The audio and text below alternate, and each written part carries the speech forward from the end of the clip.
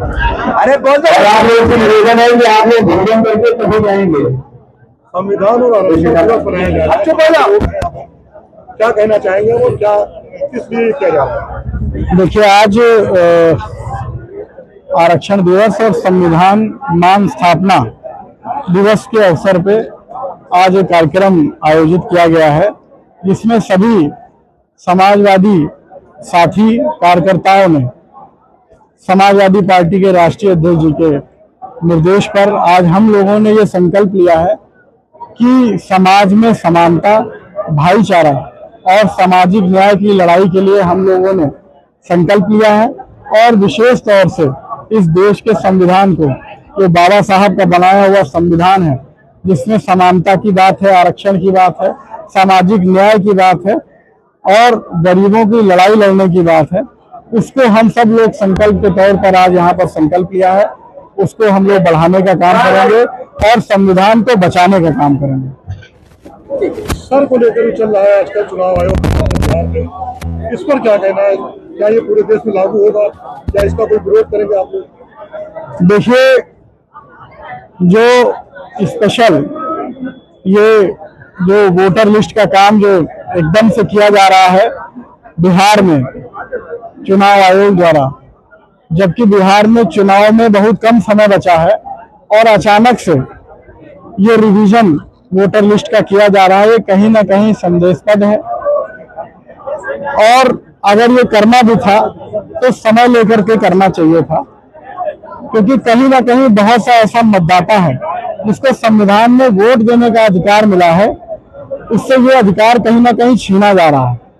ये भारतीय जनता पार्टी अब जान गई है कि हम मुद्दे, हमारे जितने भी मुद्दे थे जनता के बीच में, वो झूठे साबित हुए। अब हम मुद्दों पर नहीं जीत सकते हैं तो कहीं ना कहीं कागज में हेरा फेरी करके और जनता का वोट चुरा करके कहीं ना कहीं हम सत्ता में आ पाएंगे, वरना जनता हमें चुनने नहीं जा रही है। बीजेपी में समाजवादी मानसिकता वाले, समाजवादी पार्टी के मानसिकता वाले कुछ लोग शामिल होते हैं जो उपद्रव फैलाते हैं। देखिए, जो मुख्यमंत्री जी का कथन है वो पूरी तरह से निराधार है।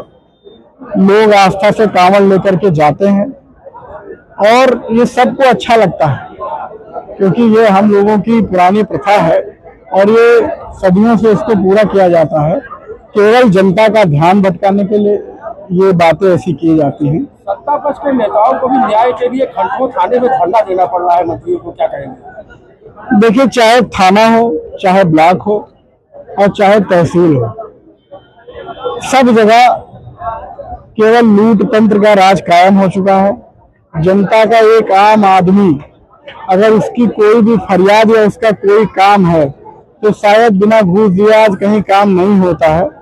और कहीं ना कहीं अधिकारी जो है वो पूरा तानाशाही का रवैया अपनाए हुए हैं और कहीं ना कहीं जो आज जो दिखावा कर रहे हैं थाने में बैठने का, धरना देने का, अब जब जनता ने उनको जवाब देना शुरू किया, जनता उनकी सच्चाई जान गई है, तो वो कहीं ना कहीं जिन्होंने इतने सालों तक थानों को, तहसीलों को, ब्लॉक को लुटवाने का काम किया, आज वो अपना दामन बचाने के लिए केवल दिखावा करने का काम किया। बिजली मंत्री ए.के. शर्मा कहते हैं कि उत्तर प्रदेश की जनता गाली दे। बिजली का उत्तर प्रदेश में जितना बुरा हाल आज है उतना कभी नहीं रहा।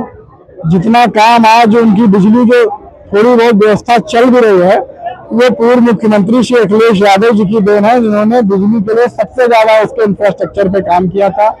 हम आपको उदाहरण देना चाहते हैं, हमारी लोकसभा नेपाल से सटी हुई है, एक गांव उसका हमारी बिल्कुल बॉर्डर पर है नदी के इस तरफ, और उस एक गांव के लिए 24 घंटे की व्यवस्था नेपाल जैसा देश, उस एक गांव जहाँ 250 के आबादी के लोग रहते हैं, 24 घंटे बिजली की व्यवस्था कर रखी है।